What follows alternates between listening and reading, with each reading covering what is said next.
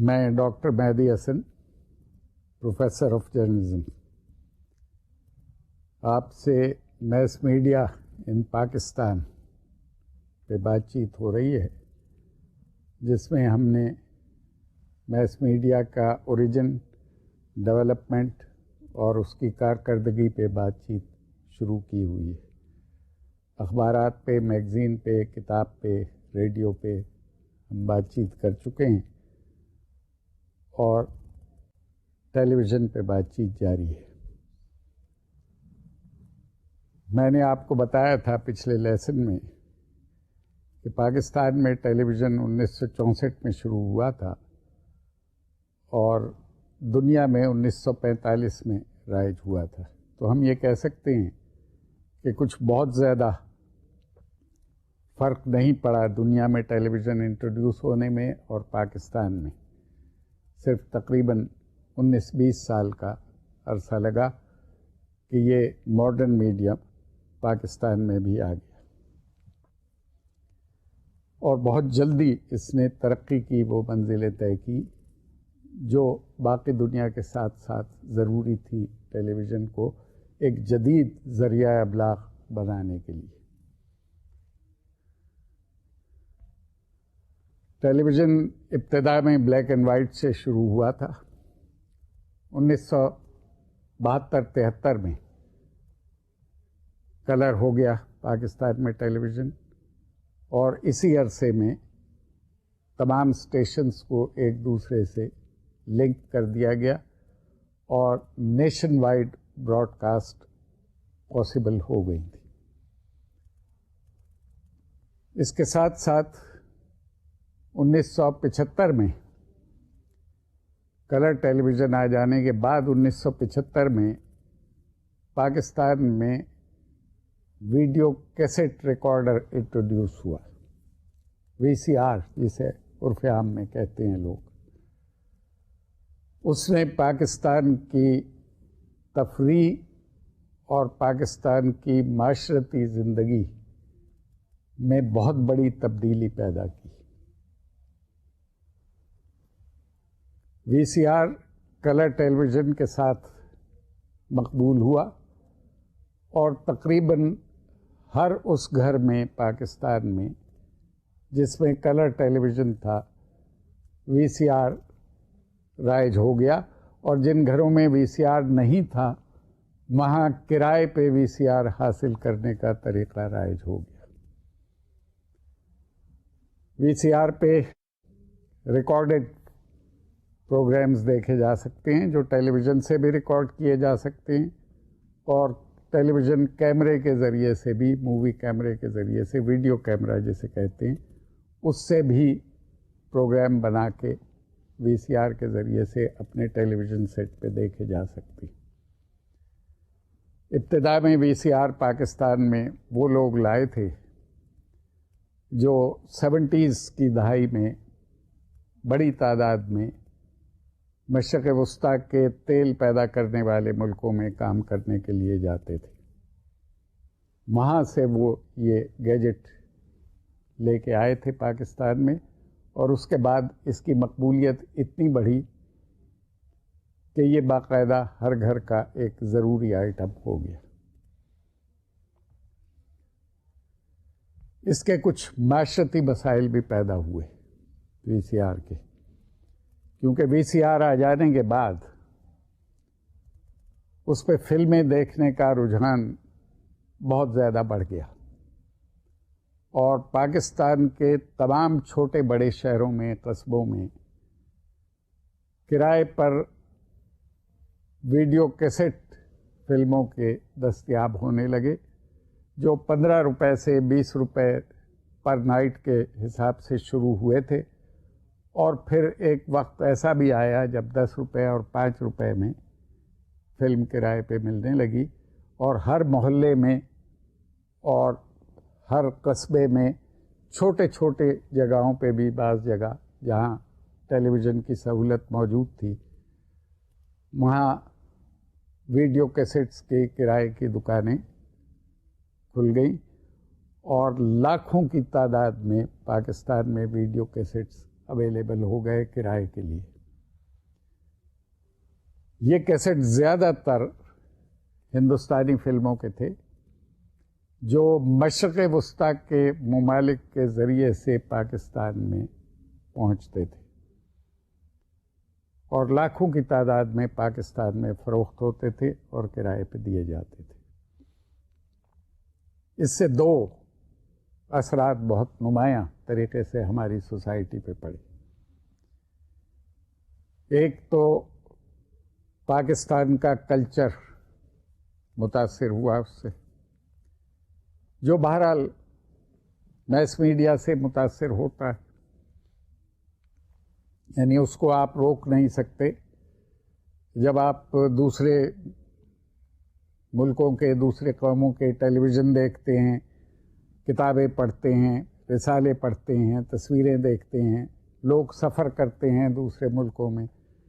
تو کلچر کے بارے میں یہ کہا جا سکتا ہے، طرز زندگی کے بارے میں، کہ کوئی کلچر سٹیٹک نہیں ہوتا. زندہ کلچر ہمیشہ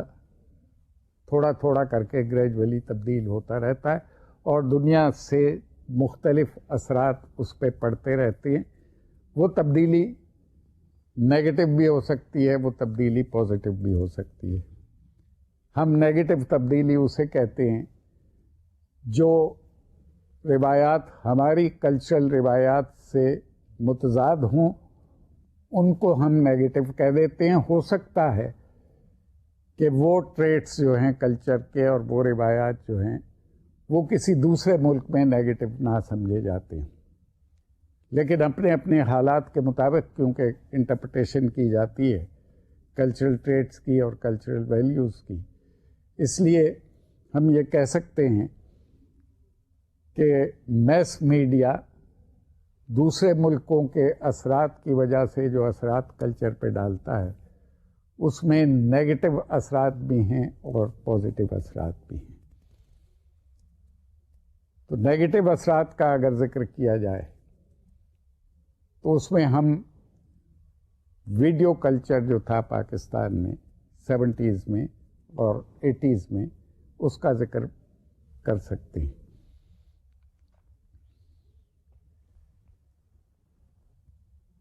ہندوستانی فلمیں دیکھنے سے ظاہر ہے ہندوستان کے کلچر کے اثرات آئیں گے.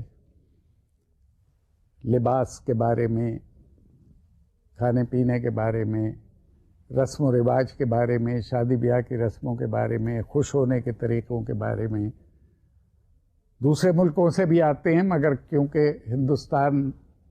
اور پاکستان کی تاریخ آزادی سے پہلے ایک کامن تاریخ تھی، جد و جہد بھی آزادی کی کامن تھی. زبان کا مسئلہ بھی درپیش نہیں ہے. ہندوستان کی فلمیں اسی زبان میں بنتی ہیں. عام طور پہ زیادہ تر جو زبان پاکستان میں بولی اور سمجھی جاتی ہے اردو زبان، ہم اس کو اردو کہتے ہیں، ہندوستان کے لوگ اس کو ہندی کہتے ہیں، مگر زبان میں کوئی بہت زیادہ فرق نہیں ہے. اس لیے وہ فلمیں جو ہندوستان سے پاکستان کے سنیما ہالز میں نہیں دکھائی جا سکتی تھیں، وہ ویڈیو کے ذریعے سے انہوں نے پاکستان کی مارکیٹ کیپچر کر لی. تو کلچرل امپیکٹ کے علاوہ اس کا ایک اثر ہماری فلم انڈسٹری پہ بھی پڑا، اور پاکستان کی فلم انڈسٹری جو نئی ڈیولپ ہوئی تھی آزادی کے بعد، خاص طور پہ 1962 کے بعد 1962 میں ہندوستان کی فلموں کی پاکستان میں درآمد بند کر دی گئی تھی. تو اس کے بعد سے پاکستان کی فلم انڈسٹری اپنی ضروریات خود پوری کر رہی تھی اور تقریباً 100 سے لے کے 120 فلمیں تک سال میں ریلیز ہوتی تھی. ڈھاکے میں فلم بنتی تھی، لاہور میں فلم بنتی تھی، اور کراچی فلم سازی کا سینٹر تھا.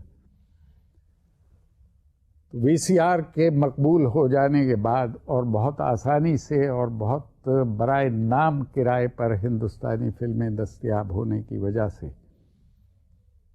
لوگوں نے پکچر ہاؤس جانا چھوڑ دیا، اور پاکستان کی فلم انڈسٹری پہ اس کا ایڈورس ایفیکٹ پڑا. وی سی آر کا ایک امپیکٹ سوشل لائف پہ بھی پڑا. اس پہ بہت سی ریسرچ ہوئی مغربی ممالک میں بھی، اور ہم اس کا اندازہ ان کو امپلیمنٹ کر سکتے ہیں ان ریسرچ فائنڈنگز کو پاکستانی سوسائٹی پہ بھی. ٹیلی ویژن جب مقبول ہوا تھا تمام دنیا میں تو اس کا ایک پازیٹیو آسپیکٹ یہ بتایا گیا تھا، خاص طور پہ مغربی سوسائٹی میں،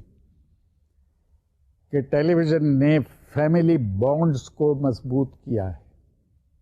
بہت سے پروگرام ٹیلی ویژن کے ایسے ہوتے تھے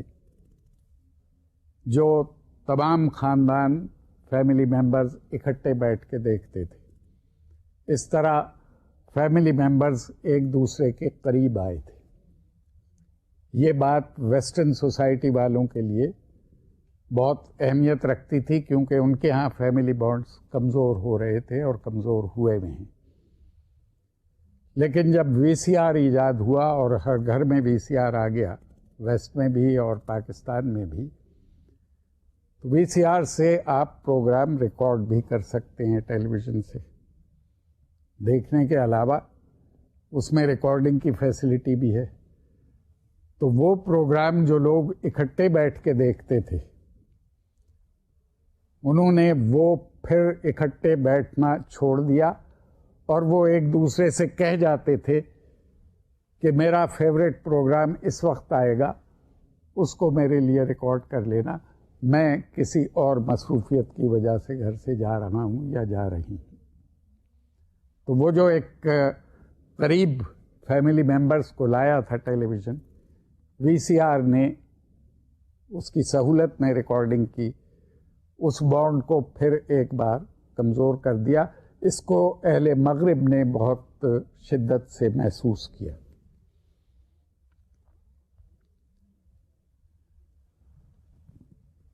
ہم پاکستان کی فیملی لائف کو اگر دیکھیں تو ٹیلی ویژن نے اس پہ گہرے اثرات ڈالے ہیں. ایک تو ٹیلی ویژن کی جو مقبول پرسنالٹیز ہیں وہ اب خاندان کے فرد کی حیثیت اختیار کر گئی ہیں، کیونکہ ٹیلی ویژن کا پرفارمر ٹیلی ویژن دیکھنے والے سے زیادہ سے زیادہ 1 میٹر دور ہوتا ہے. تو ہم یہ کہہ سکتے ہیں کہ بہت سے لوگ ٹیلی ویژن کی اسکرین کے ذریعے سے ہمارے گھر میں آ جاتے ہیں. اس میں ہمارے پسندیدہ لوگ بھی ہوتے ہیں اور اس میں ایسے لوگ بھی ہیں جو ہمیں پسند نہیں ہوتے. ڈیزائربل اینڈ انڈیزائربل دونوں قسم کے لوگ جو ہیں، پرسنالٹیز جو ہیں، وہ ہمارے فیملی کا حصہ بن گئی ہیں. دوسرا اثر یہ ہوا ہے کہ اب عام طور پہ فیملیز زیادہ ویل انفارمڈ ہیں. اسرائیل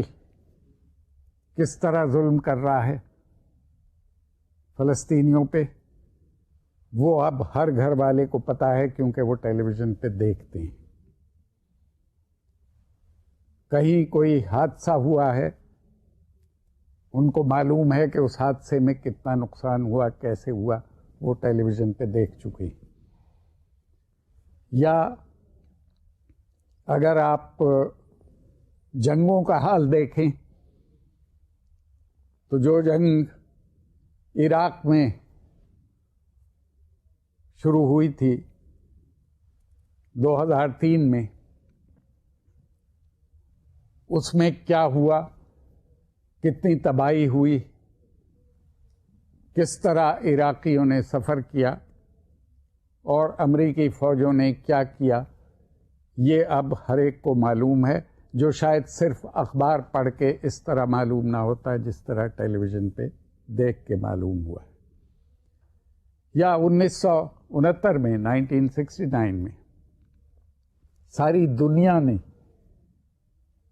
چاند پہ انسان کو اترتے ہوئے دیکھا. اگر ٹیلی ویژن کی سہولت نہ ہوتی تو صرف اخبارات میں یہ خبر پڑھتے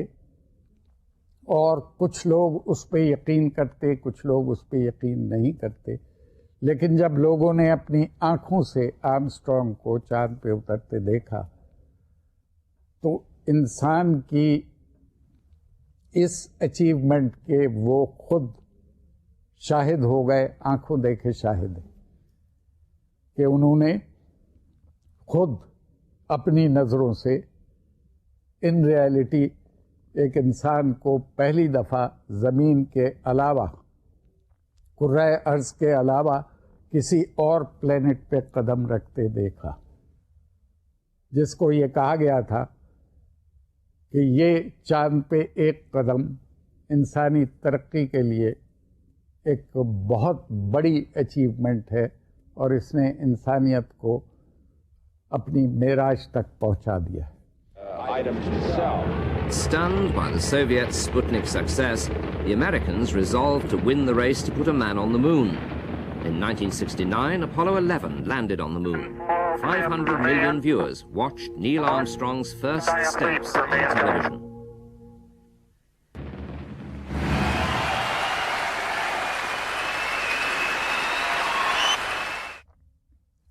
یہ ساری چیزیں اگر آپ ذہن میں رکھیں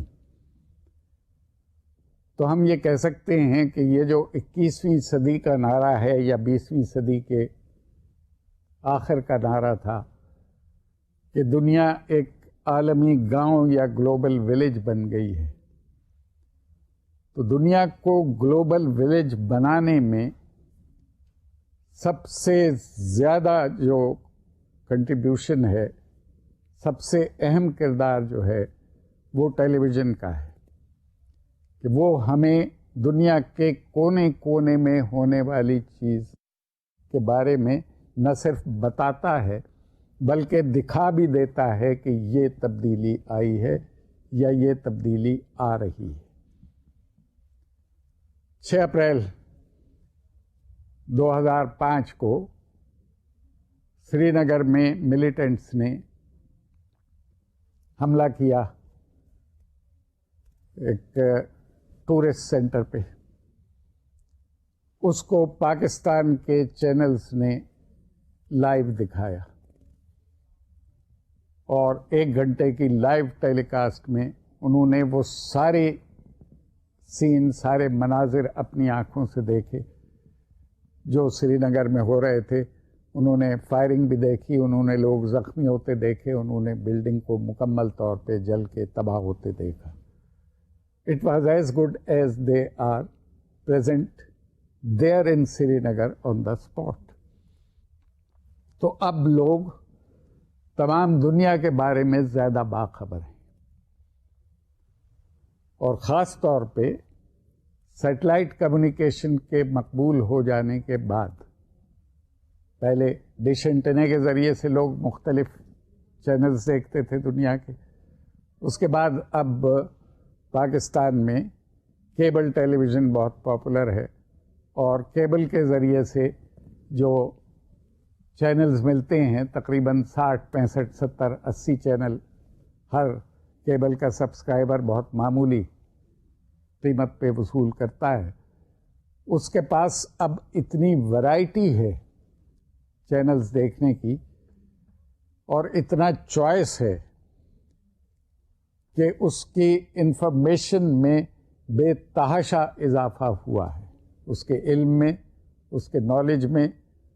اور اس کی سوچ کا دائرہ جو ہے وہ بہت وسیع ہوا ہے، کیونکہ اب وہ سوچ صرف مقامی سطح تک لمیٹڈ نہیں رہی، اب انٹرنیشنل سطح پہ سوچنے کے عادی ہو گئے ہیں لوگ. ان کو یہ پتہ ہے کہ باقی دنیا میں کیا ہو رہا ہے، باقی دنیا اپنے مسائل سے کس طرح عہدہ برا ہوتی ہے، کس طرح ڈیل کرتی ہے. یہ وہ خود اپنی آنکھوں سے دیکھ لیتے ہیں ٹیلی ویژن پہ کہ کس موقع پہ کیا کچھ کیا جاتا ہے اور کیا بیہیویئر ہوتا ہے لوگوں کا. جنگ میں کیا ہوتا ہے یا کہیں حادثہ ہو جائے تو کس طرح مدد کرتے ہیں اس کی، ایمبولینس سروس والے کیا کرتے ہیں، ریسکیو والے کیا کرتے ہیں. 2005 میں ایک بہت بڑا طوفان آیا تھا زلزلے کے بعد ساؤتھ ایسٹ ایشیا میں، جس میں تقریباً 3 لاکھ افراد ہلاک ہوئے، جس کو سونامی کے نام سے جانتے ہیں لوگ. اس واقعے کو سونامی سمندری طوفان کو کہتے ہیں، جو زلزلے کے نتیجے میں آتا ہے اور بہت اونچی لہریں آتی ہیں. انڈونیشیا میں، سری لنکا میں، تھائی لینڈ میں اور بعض دور دراز کے مقامات پہ افریقہ کے ساحل تک اس کے اثرات پڑے، اور ٹوٹل 3 لاکھ افراد اس کا نشانہ بنے.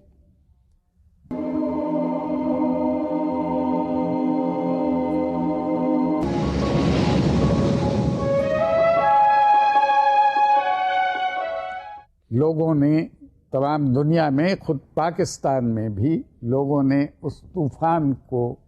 لائیو دیکھا اپنے ٹیلی ویژن سیٹس پہ، اور اس دکھ اور اس مصیبت کو ایکسپیرئنس کیا خود، جو اس طوفان کا شکار بننے والوں کو درپیش رہی.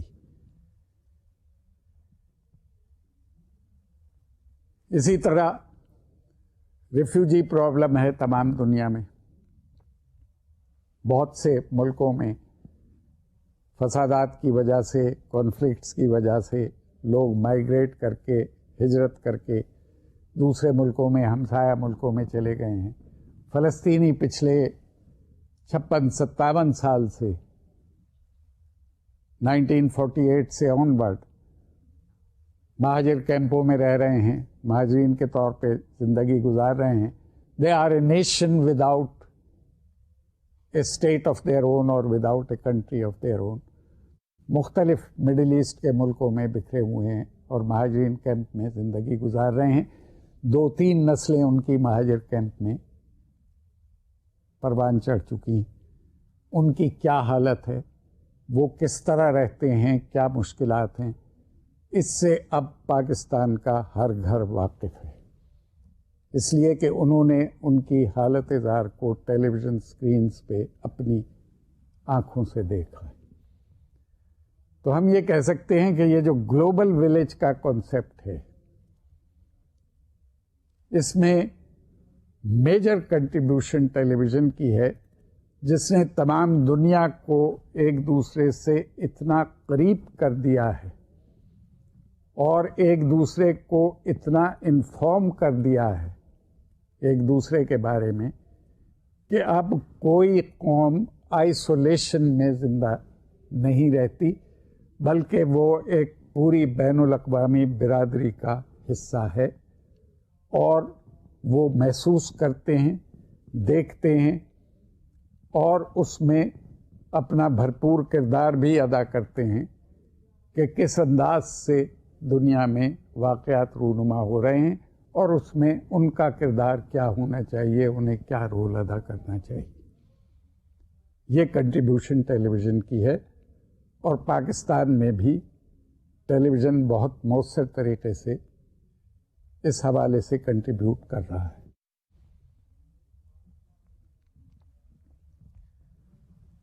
ایک سروے کے مطابق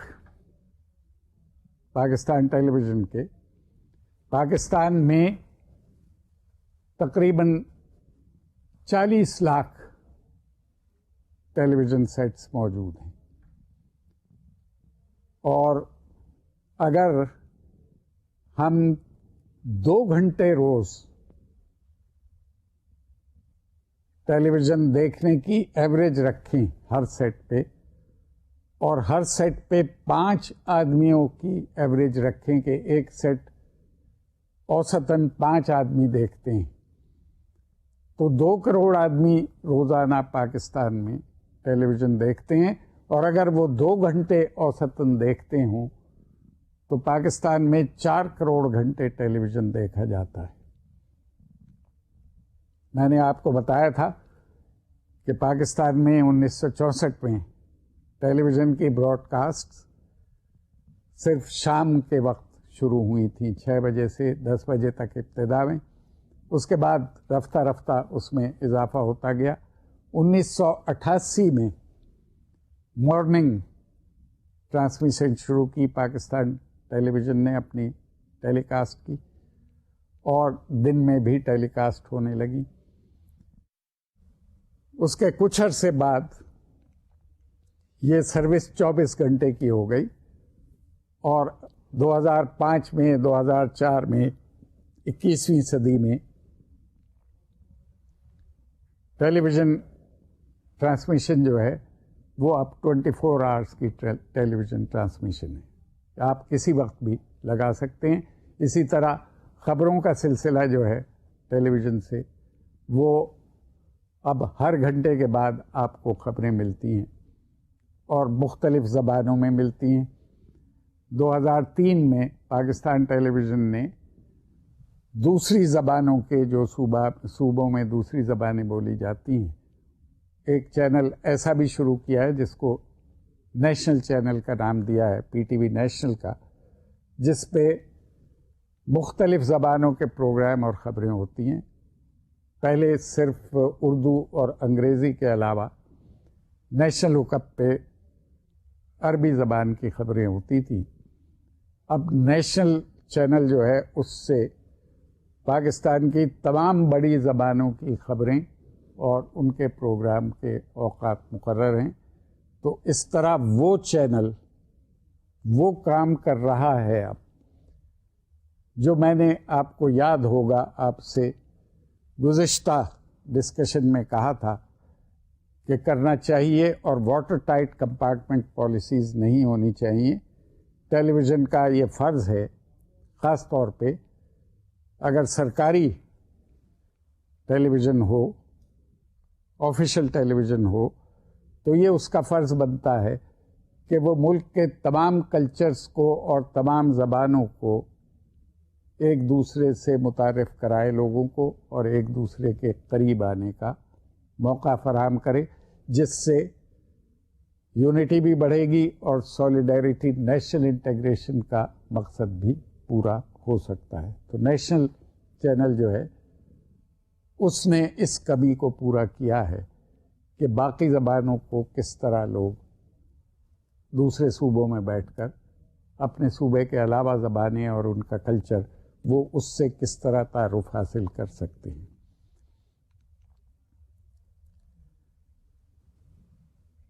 جہاں تک گلوبل ولیج کا تعلق ہے، ٹیلی ویژن نے سائیکولوجیکل وارفیئر کے حوالے سے بہت اہم کردار ادا کیا ہے، خاص طور پہ ان قوموں کے لیے اور ان ملکوں کے لیے جو تیسری دنیا کے ممالک کے مقابلے میں زیادہ وسائل رکھتے ہیں، زیادہ تربیت یافتہ ہیں، اور وہ میس میڈیا کو اپنے مقاصد کے حصول کے لیے استعمال کرنے کے فن سے اور اس کی ٹیکنیک سے آگاہ ہیں۔ میں آپ کو 2 مثالیں دے کے سمجھاتا ہوں۔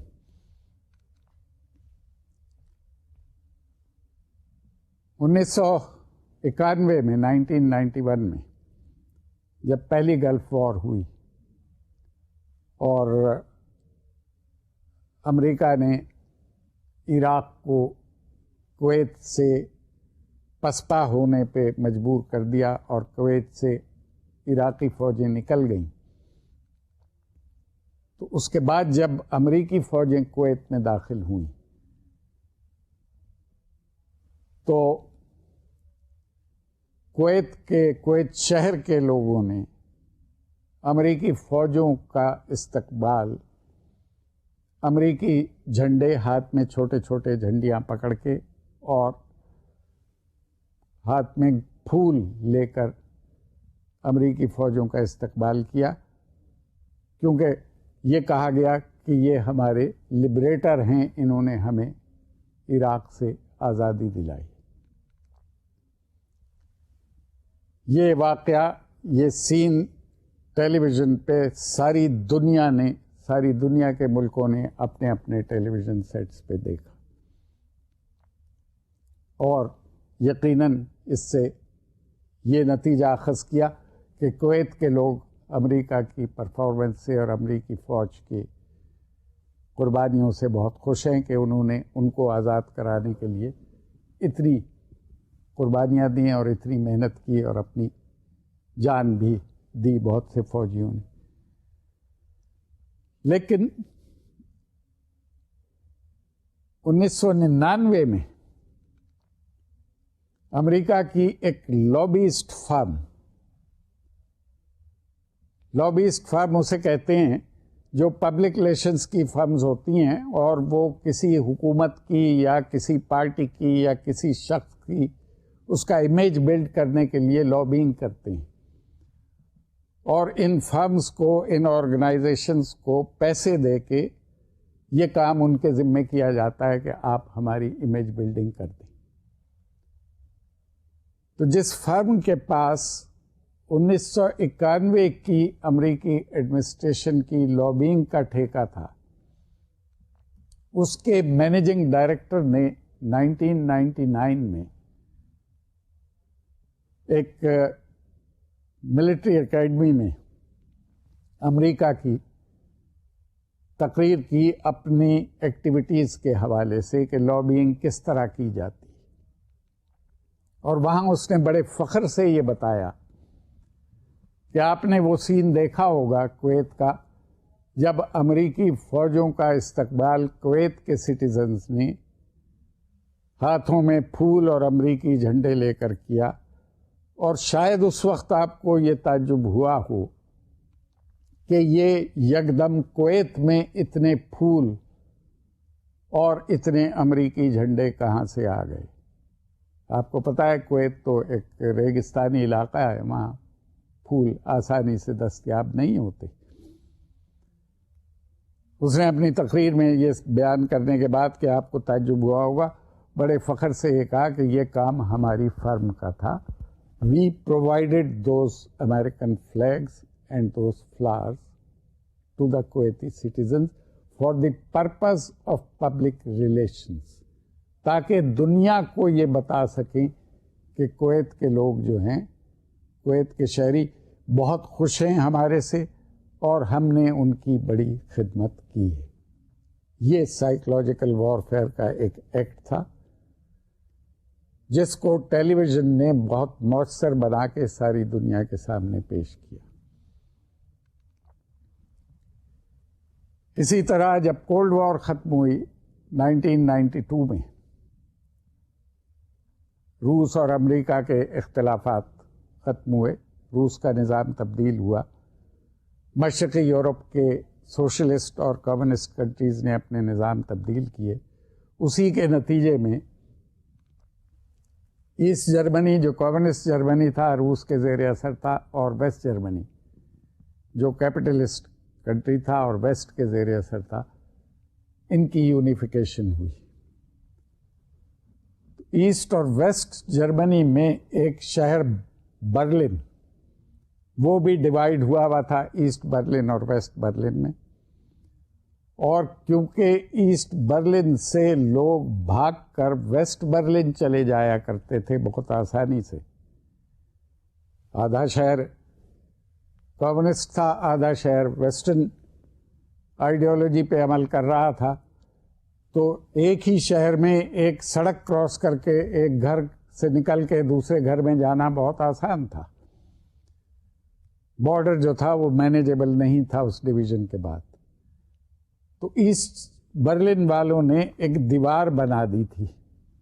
جس کو بہت مائنڈ کیا تھا اور ریزنٹ کیا تھا ویسٹ جرمنی والوں نے اور ویسٹ برلن والوں نے. تو جب یونیفیکیشن ہوئی ایسٹ جرمنی اور ویسٹ جرمنی کی، تو اس میں سب سے پہلے اس دیوار کو گرایا گیا، لوگوں نے وہ دیوار ڈیمولش کی، اور اس ڈیمولیشن کو، اس ایکٹ کو، دیوار گرانے کے تمام دنیا کے ٹیلی ویژن چینلز نے کئی مہینے تک ریپیٹ کرتے رہے، ساری دنیا کو دکھایا. It had become a symbol of the failure of communist ideology for the West. انہوں نے اس کو اس طرح استعمال کیا کہ یہ فیلیور ہے، یہ دیوار نہیں گری، یہ کمیونسٹ آئیڈیالوجی گر گئی. سمبولک ایکسپریشن دیا گیا دیوار کے گرنے کو. جب بغداد پہ قبضہ کیا 2004 میں امریکی فوجوں نے، اور صدام کی فوج منتشر ہو گئی بغیر کسی سگنیفیکنٹ ریزسٹنس کے، تو امریکہ کا یہ خیال تھا کہ بس مسئلہ حل ہو گیا اور اب عراق کے لوگ، عوام اس کو ویلکم کریں گے، اس کے فوجیوں کے گلے میں ہار ڈالیں گے اور ان کو بطور لبریٹر کے جس طرح کویت کے لوگوں نے ویلکم کیا تھا اس طرح ویلکم کیا جائے گا.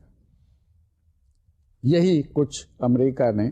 کیس اپنا بلڈ کیا تھا انٹرنیشنل میس میڈیا میں. تو بغداد میں،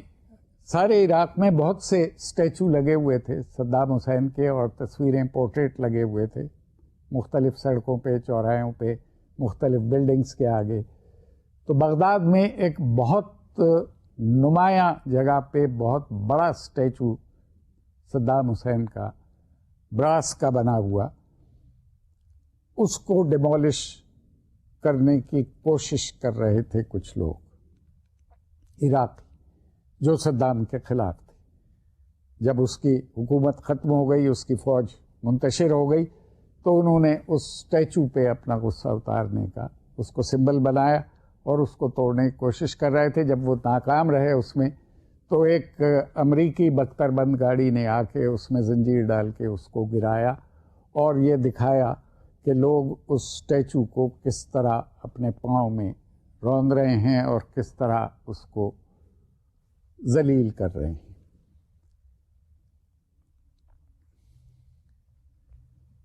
یہ سارے مناظر کئی دفعہ ریپیٹ کیے گئے کئی دن تک تمام ٹیلی ویژن اسٹیشن سے، اور اس میں جو خاص بات نوٹس کی امریکہ کے بعض اخبار نویسوں نے اور اس کو پوائنٹ آؤٹ کیا، وہ یہ تھی، انہوں نے کہا کہ یہ پروپیگنڈا ٹیکٹک ہے ٹی وی کا، کیونکہ جتنی ٹی وی کمپنیز نے وہ مناظر ریکارڈ کیے اور لائیو دکھائے اپنے اپنے چینل سے ساری دنیا کو، ان سب نے، ان کے کیمرہ مین نے لانگ شاٹ کوئی نہیں لیا اس منظر کا.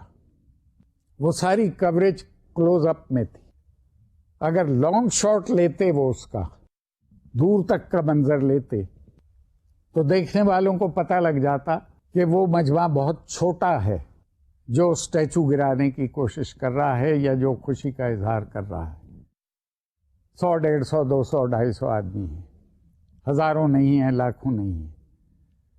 جبکہ کلوز اپ لینے میں یہ بات ظاہر نہیں ہو سکی کہ مجمع کتنا بڑا ہے، کیونکہ جب آپ قریب سے کسی چیز کو فوکس کرتے ہیں تو اس کی ڈیپتھ نہیں آتی، آخر تک دور تک کی چیز منظر میں نہیں آتی. تو اگر تھوڑا سا پیچھے جاتا کیمرہ اور لانگ شاٹ لیتا تو لوگ دیکھ لیتے کہ پیچھے سڑک خالی ہے، لوگ صرف 100، 150، 200 آدمی بدھ کے ارد گرد، اس اسٹیچو کے ارد گرد جمع ہے. اس طرح مینوورنگ بھی کی جاتی ہے سائیکولوجیکل وارفیئر کے ذریعے سے، لیکن اس سب سے ویورز جو ہیں وہ متاثر ہوتے ہیں اور وہ اپنی اوپینین بناتے ہیں، اپنے نظریات بناتے ہیں. اس طرح ہم یہ کہہ سکتے ہیں کہ ٹیلی ویژن ایک بہت مؤثر ذریعہ ہے آئیڈیالوجیکل چینج کا، لوگوں کی پولیٹیکل ایجوکیشن کا، اور لوگوں کے رویے میں تبدیلی پیدا کرنے کا یا پبلک اوپینین کو مولڈ کرنے کا اور اس کے اظہار کا. یہ پازیٹیو بھی ہو سکتی ہے اسپیکٹ، یہ نیگیٹو بھی ہو سکتی ہے. آپ کو یاد ہوگا میں نے بتایا تھا آپ کو پہلی ڈسکشن میں کسی، مجھے یقین ہے کہ آپ کو یاد ہوگا کہ جب عراق میں ابھی صدام کی حکومت ختم نہیں ہوئی تھی، جنگ کے پہلے دوسرے دن الجزیرہ ٹیلی ویژن نے، جو عربی زبان کا چینل ہے عمان کا، سلطنت عمان کا، وہ پوائنٹ آف ویو دیتا رہا عرب ممالک کے لیے، ان ممالک کے لیے جہاں عربی بولی اور سمجھی جاتی ہے، جو ویسٹرن ٹیلی ویژن چینلز نہیں دے رہے تھے۔ افغانستان میں بھی یہ کام کیا تھا الجزیرہ نے، اور عراق کی جنگ میں بھی یہ کام کیا۔ اس سے شکایات بھی ویسٹ کو بہت پیدا ہوئی۔ تو پہلے دوسرے دن جنگ کے جب بصرے میں داخل ہوئیں برطانیہ کی فوجیں، الجزیرہ ٹیلی ویژن نے اس کی لائیو کوریج دکھائی، کچھ تھوڑا سا کلپنگ اس کی، اور اس کلپنگ میں لائیو اس فلم میں انہوں نے 2 برطانوی فوجیوں کی لاشیں سڑک پہ پڑی ہوئی دکھائیں، جو اس کانفلکٹ میں، اس بیٹل میں وہاں مارے گئے تھے۔ اس لاشیں دکھانے پہ امریکہ اور برطانیہ نے بڑا شدید پروٹیسٹ کیا الجزیرہ ٹیلی ویژن سے، اور یہ کہا کہ یہ ایکشن جو ہے آپ کا،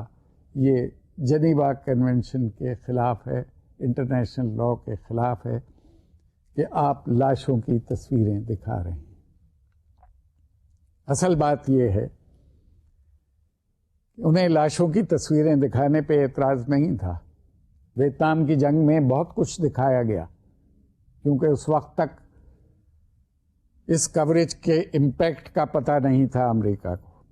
اس کے بعد پینٹاگون نے ریسرچ کی، جس کا میں نے آپ کو پچھلے ڈسکشن میں بتایا تھا لیکچر میں، اور یہ کہا کہ ٹیلی ویژن کی وجہ سے ہمیں بہت نقصان اٹھانا پڑا۔ تو پھر انہوں نے پابندی لگا دی تھی ٹیلی ویژن رپورٹرز پہ، کیمرہ مین پہ، ریڈیو والوں پہ، اسٹل فوٹوگرافرز پہ، کہ وہ بغیر ان سے پوچھے، بغیر ان کو دکھائے اپنی کوریج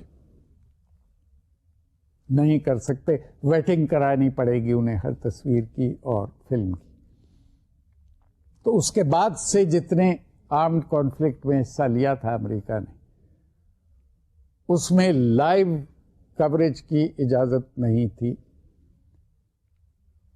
فوجوں کے محاذ پہ جو ایکشنز تھے وہ دکھانے کی اجازت نہیں تھی۔ جب الجزیرہ ٹیلی ویژن نے وہ لاشیں دکھائیں تو یہ خطرہ پیدا ہوا امریکہ اور برطانیہ کو کہ اس قسم کے مناظر سے برطانیہ میں اور امریکہ میں پبلک اوپینین ان کے خلاف ہو جائے گی، ان کی جنگ کی پالیسی کے خلاف ہو جائے گی، جس کا انہیں نقصان اٹھانا پڑے گا۔ اس لیے انہوں نے اس کا پروٹیسٹ کیا تھا۔ یہ واقعہ بھی آپ سوچ سکتے ہیں کہ کتنا اثر ٹیلی ویژن کا ہوتا ہے لوگوں پہ۔ ہم اپنے ملک کے حوالے سے بھی دیکھ سکتے ہیں کہ جو کچھ ٹیلی ویژن پہ آ جائے اس کے بارے میں لوگوں کی ایک کنفرمڈ اوپینین ہوتی ہے، اور وہ یہ کہتے ہیں کہ ہم نے خود یہ ٹیلی ویژن پہ دیکھا ہے اور اس میں کسی شک و شبے کی گنجائش نہیں ہے، ہم نے خود دیکھا کہ ہڑتال کی کال دی تھی دکانیں کھلی ہیں، یا ہڑتال کی کال دی تھی دکانیں بند تھیں، جبکہ حکومت یہ کہہ رہی ہے کہ دکانیں کھلی تھیں، سو اینڈ سو فورتھ۔ میں نے جیسا پہلے کہا تھا آپ کو کہ محاورہ ہے کہ سیئنگ از بلیونگ، تو جو چیز دیکھ لیتا ہے آدمی اس کا اثر اس پہ بہت زیادہ ہوتا ہے۔ اس حوالے سے اگر آپ سوچیں، اس کی اثر پذیری کے حوالے سے کہ کتنا مؤثر ذریعہ ہے، تو پھر ہم یہ غور کر سکتے ہیں کہ مختلف پروگرام ٹیلی ویژن کے کیا قومی خدمت سر انجام دے سکتے ہیں اور ابھی تک وہ کیا کچھ کرتے رہے ہیں پاکستان. میں نے آپ کو بتایا تھا کہ پاکستان میں ریڈیو بھی اور ٹیلی ویژن بھی بنیادی طور پہ بطور تفریح کے ذریعے کے انٹروڈیوس ہوئے تھے، اور آج بھی ان کی حیثیت جو ہے زیادہ تر تفریح کے حوالے سے جج کرتے ہیں لوگ. پاکستان ٹیلی ویژن ایک طویل عرصے تک اپنے ڈراموں کی مقبولیت پہ بہت فخر کرتا رہا، بہت ناز کرتا رہا، اور یہ صحیح بھی ہے کہ ہندوستان کی فلمیں جتنی مقبول ہوا کرتی تھیں اس کا توڑ پاکستان ٹیلی ویژن نے اپنے ڈراموں سے کیا تھا، اور انہوں نے وہ کمی پوری کی تھی پاکستان میں جو پاکستانی فلم انڈسٹری ہندوستان کی فلم انڈسٹری کا مقابلہ نہ کرتے ہوئے جو میدان ہار گئی تھی، اس کو پاکستان ٹیلی ویژن کے ڈراموں نے دوبارہ حاصل کیا، اور ایک فیملی روٹین بن گیا مختلف ڈراموں کو اور سیریلز کو دیکھنے کا، ان کو ڈسکس کرنے کا اور ان کا انتظار کرنے کا کہ اب آئندہ اس ڈرامے میں کیا ہوگا. تو آپ خود سوچئے کہ اگر ڈرامہ اتنا پاپولر ہے اور اتنی زیادہ ویورشپ ہے اس کی کہ لوگ انتظار کرتے ہیں اور اپنے کام ختم کر لیتے ہیں کہ ہمارا پسند کے ڈرامے کا یا سیریل کا اگلا ایپیسوڈ آنے والا ہے، اس لیے کام ختم کر لو، پھر آرام سے ڈرامہ دیکھیں گے. اگر یہ صورتحال ہو تو پھر ڈرامے کے ذریعے سے کوئی پازیٹیو تھیم اپنا کر ایسی بات لوگوں تک پہنچانی کتنی آسان ہے جس سے ان کے رویے میں آپ پازیٹیو تبدیلی لانے کے خواہش مند ہوں. مثلاً بھیک مانگنا ہمارے یہاں بہت بڑا مسئلہ ہے. کسی چوک پہ آپ گاڑی رکتے ہیں، موٹر سائیکل روکتے ہیں، کسی دکان سے آپ باہر نکلتے ہیں، کہیں سے آپ کھانا کھا کے نکلتے ہیں، تو آپ کا سامنا ہمیشہ 2 4 10 بسا اوقات بہت زیادہ بھیک مانگنے والوں سے ہو جاتا ہے، گداگروں سے. اس میں معذور لوگ بھی ہوتے ہیں، اس میں صحت مند لوگ بھی ہوتے ہیں، اس میں پروفیشنل بیگرز بھی ہیں، اس میں بچے بھی ہیں، اس میں عورتیں بھی ہیں. لوگ ان کو بھیک دیتے بھی ہیں بغیر یہ سوچے سمجھے کہ یہ فائدہ مند ہے یا نقصان دہ ہے معاشرے کے لیے. ان کے اس فعل سے بھیک مانگنے کا ایک باقاعدہ پروفیشن بن گیا ہے. تو یہ ایجوکیشن بھی دی جا سکتی ہے ڈرامے کے ذریعے سے. ایسی ایک آدھ کوشش ہوئی بھی ہے مگر برائے نام ہوئی ہے. جاگیرداری پاکستان کا بہت اہم مسئلہ ہے، اور یہ کہا جاتا ہے کہ جب تک جاگیرداری کلچر رہے گا، جب تک جاگیرداری مسلط رہے گی پاکستان میں، اس وقت تک جمہوریت صحیح معنوں میں پروان نہیں چڑھ سکتی.